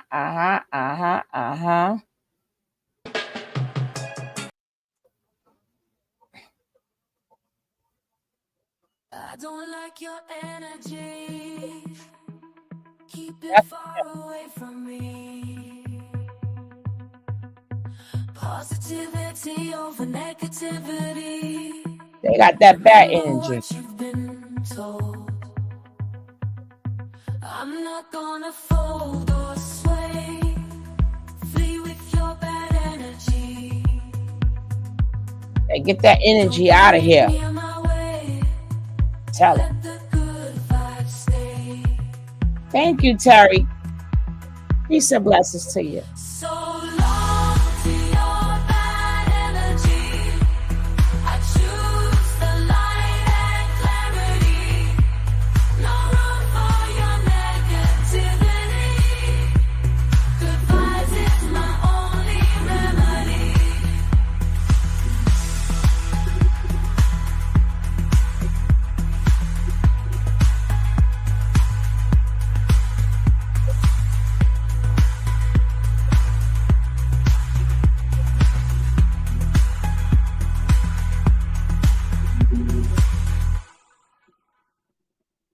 I don't like your energy. Thank you, my brother. Keep it far away from me. Positivity over negativity. Remember what you've been told. I'm not gonna fold or sway. Flee with your bad energy. Don't bring it near my way. Let the good vibes stay. We love you too, Pooh Bear.